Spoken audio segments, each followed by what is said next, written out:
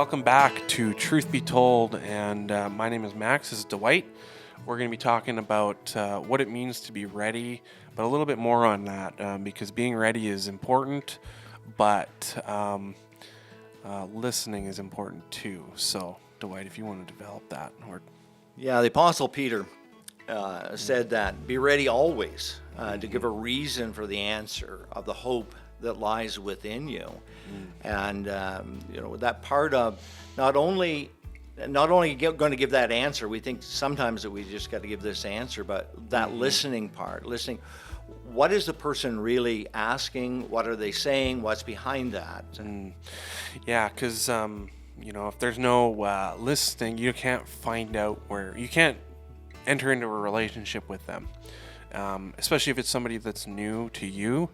I think that that relationship has to be developed, but you got to start somewhere, and listening is a perfect place to start because you find out where they're really at inside, mentally, giving an answer. I think of Jesus' words. He came into this world filled with grace and truth. A lot of people just give the truth, but they don't really give grace with that.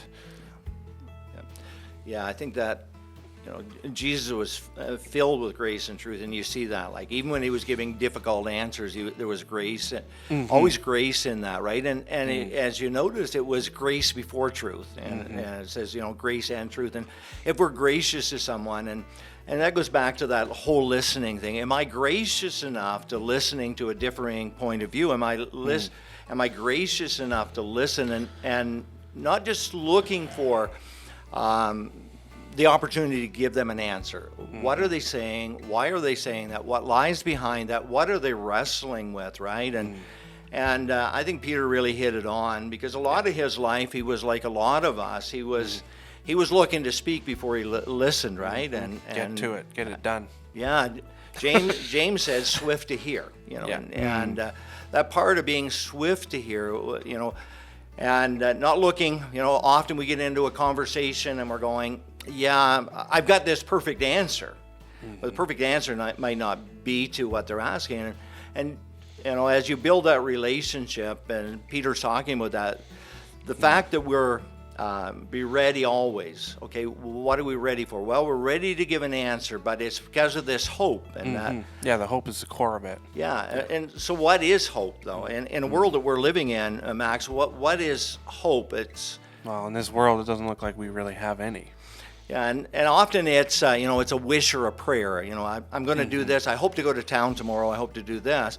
But in the scriptures, when God's giving us truth, He's giving us this, that it's a confident expectation. And so we have this confident expectation in us, which takes us back. Am I following Jesus? Am I following Jesus? Do I have this confident expectation in who He is, what He said, what He's going to do? And we have this confident expectation. We have this hope that's within us, right?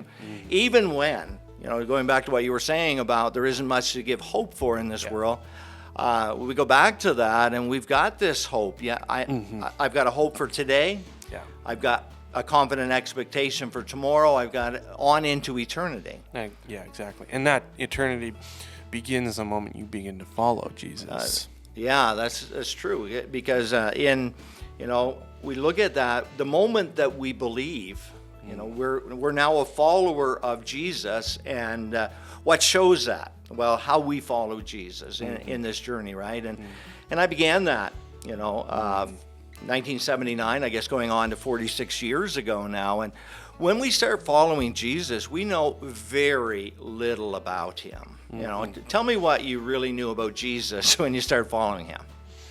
Next to nothing. I knew I needed, and that goes back to, part of my testimony. I knew I needed to follow. It sounded right, looked right, but I didn't know the depth of what that meant in my own life because I was a kid. Yeah. But fast forwarding to when I'm an adult, waiting to be baptized because I didn't want to just do it for the ritual of it, you could say.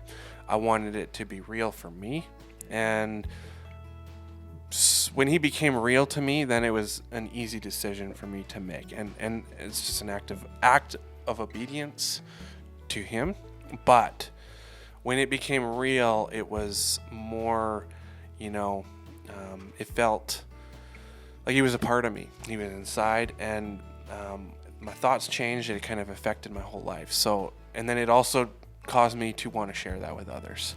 And, coming back to Kelsey's question about that, or Kelsey's thought about that, how important it is to listen, because, I'm being raised in a business and entrepreneurial mindset home, which I think is a blessing, but at the same time, we tend to just take that bull by its horns and like we can get it done. It's our job to make it happen, but realizing that our reliance and I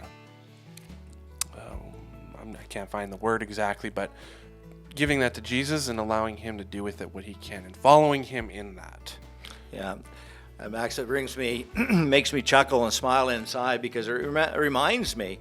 I want to kind of make two different comments in this, but one is that I remember when you were discovering John chapter 15, and when you came to that place where Jesus said, "Without me, you can do Nothing. Right? And that whole part of it, and that without him we can do nothing, and nothing that has eternal benefit, nothing that accomplishes something. And I think back to, like you, this reason for this hope that's within me. When I started following Jesus, August 26, 1979, what did I recognize? What I recognized that there was this hole inside of me that nothing could fill. And I tried to fill it with numerous things, and nothing filled that. And I knew that the hole was getting, the more that I tried to cram stuff or people or whatever into there, the deeper that the hole got. And so I realized that. And then I realized also what the Spirit of God does when he's bringing us to Jesus, when, in this journey, he convicts us of sin. For a long time, through my teen years or into my early 20s, I looked at all of the hypocrites that were out there, and I thought, wow, and I pointed at them, and I thought, well, I'm better than them. But when the Spirit of God began to work in me and pointing me to Jesus, I realized that I had a sin problem that I couldn't deal with. I couldn't correct that on my own. And then, he convicted me of righteousness, right? That I had no righteousness, but Christ had it all, and he was willing to give that. And then judgment, right? And so it was that journey. As I was discovering who Jesus was, I knew very little about him. I like to tell teens when I'm speaking to them at various horse camps, and in the summer I'll tell them that when I came to know Jesus, I knew about this much.